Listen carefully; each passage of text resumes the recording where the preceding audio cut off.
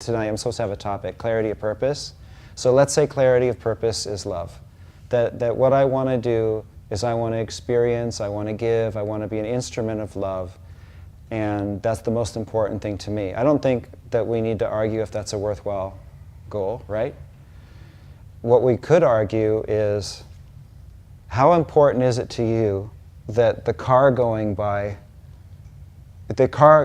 became more important, it like got in front of your goal, right? Like, shut up, you stupid loud car. Or like where we live, we always have the leaf blowers and all that, like everybody else, right? If it's not the gardener in our property, then it's on the left. And then if it's not the left, then it's the right. And if it's not the right, it's across the street. It's just how the world we live in, right? There's been times when I've wanted to go out and smash the leaf blower, okay? But like, it's not their fault, and it's just the world we live in. So so what I want to say is get clearer about your goals, because I think that life can be so distracting that if we're not, that it's almost designed to take us away from what we know is right for us. And so it's like we're playing a game all the time, and it's always trying, everything in life seems to be taking us away from the things that we know are most important, whether it's through your phone or some media or what you read or just hearing something go by when you're meditating. I imagine like people in I imagine like firemen or lifeguards or Coast Guard or cops or something, when they're in service mode, when all heck is breaking loose, but somebody needs help, right? They can't afford to focus on all the distractions. They need to focus on their goal.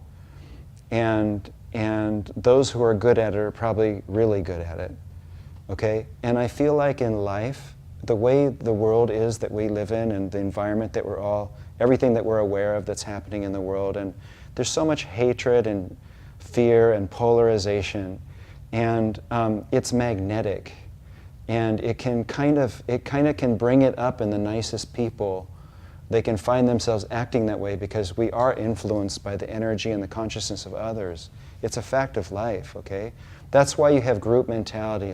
That's how you can have a group of people, whether they're following Hitler or whether they're just going crazy and burning cars in the street, kind of a riot kind of a thing. Human beings are very connected to each other, and they react and respond to each other in ways that a lot of times they can't even control.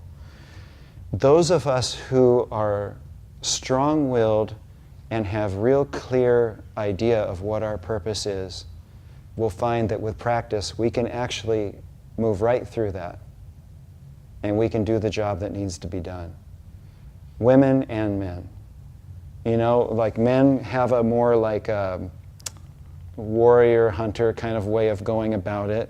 Women have a more kind of like an endurance. It's almost like sometimes men are like sprinters and women are more like long distance runners. Let's just put it that way.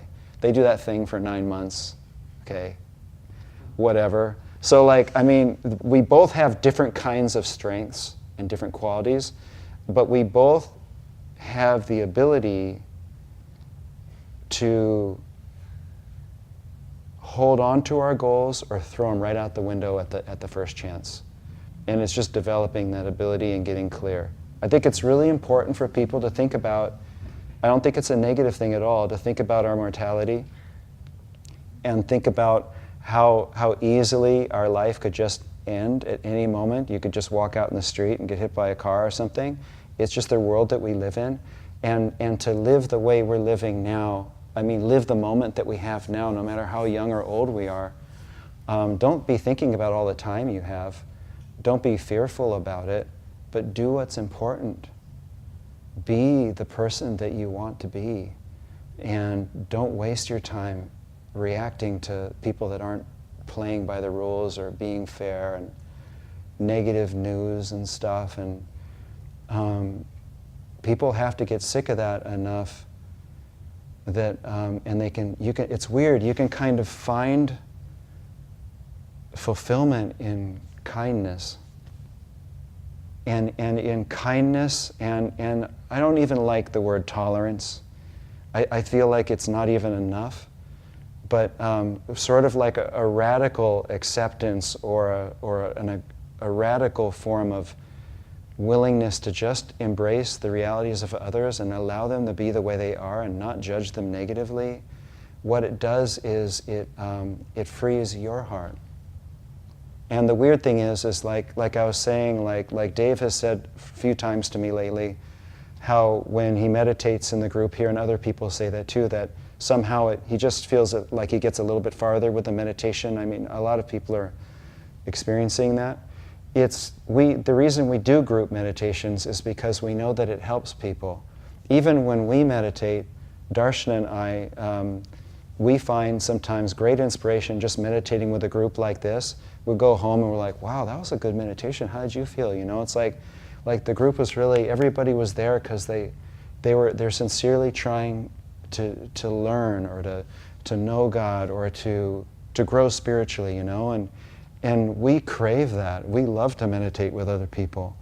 And so, but the thing is that out in the world everywhere, you might be on the 405 freeway and everybody's like grinding their teeth, man, trying to get to their work and their appointment, and you can just look at their faces, everybody, I mean, we've all done it. And that has its magnetism too. And so that's when you got to kind of, it takes a certain amount of strength and fortitude to kind of cut through it and not become, so what we say is, you can be a cause and not an effect in life.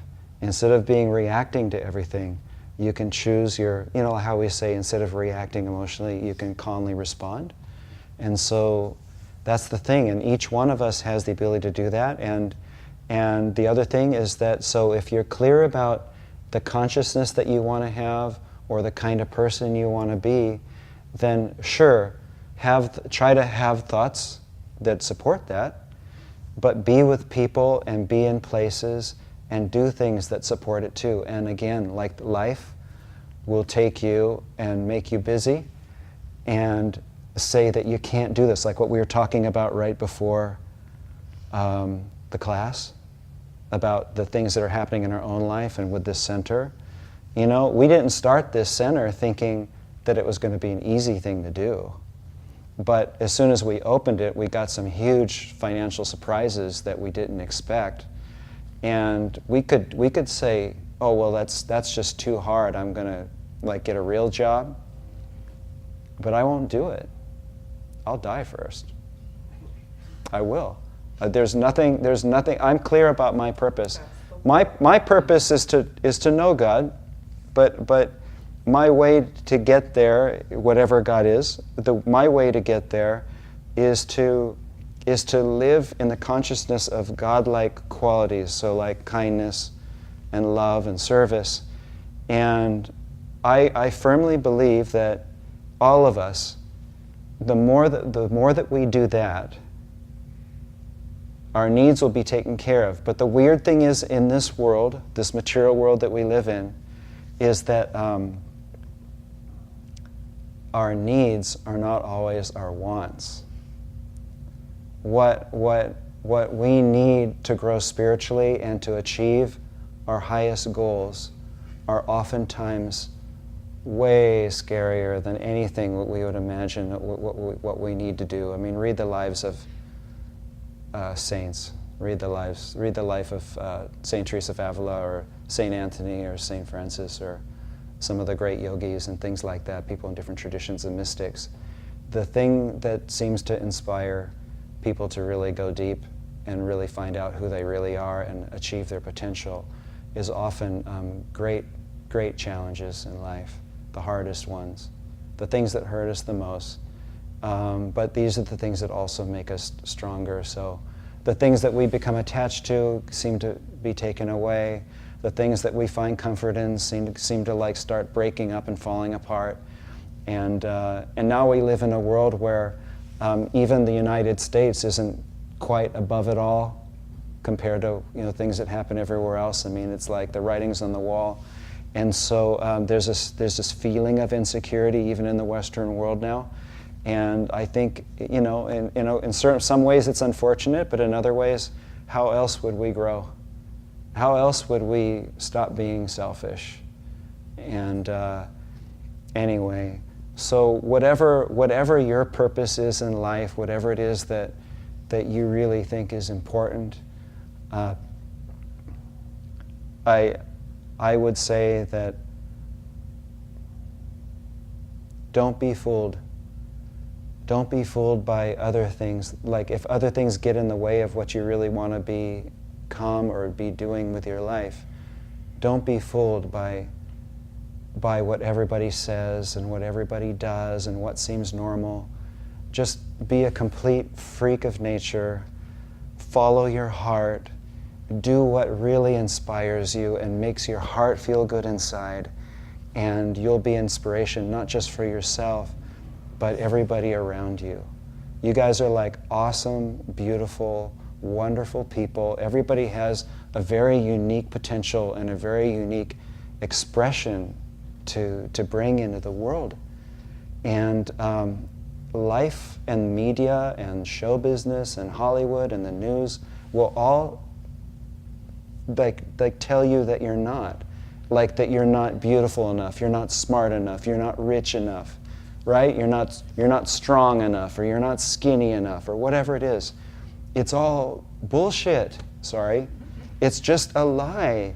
And the fact is that everybody is just a beautiful, inspiring angel if they would just allow themselves to have fun and smell the fresh air and see the sunset and see the good in others. By seeing the good in others, you'll be realizing the good in yourself. How about that? I'll just leave it at that. I hope that's helpful in some way. So the meditation, is what it is. We have classes, we do silent meditations and guided, and then this is just an introduction. I hope in some way it was useful. But what we did here, if any of it resonated with you, there's no hard, fast law about how to do it. If you found peace in what we were doing, then just do it at home when you're on an empty stomach and you're rested. Just do a little bit of that measured breathing to kind of gather yourself up, and then release control of the breath, and then think of whatever inspires you. So control the breath to calm down, then release control of the breath to calm down even more, and then bring to mind whatever it is that brings a sense of fulfillment and freedom to your heart. And take that thought and that feeling into your day, and then at the end of the day, do it again right before you go to sleep. Just breathe a little bit, get quiet, just get your body nice and still, and then think of whatever it is that makes you smile, like a legitimate childlike smile, not an adult fake smile, but like a smile like a kid that doesn't have anything to hide. Then take that feeling into your sleep time, and you'll wake up the next day a little bit better person, a little bit more in tune with what you think is most important instead of what everyone else does. I hope that's helpful. Thank you.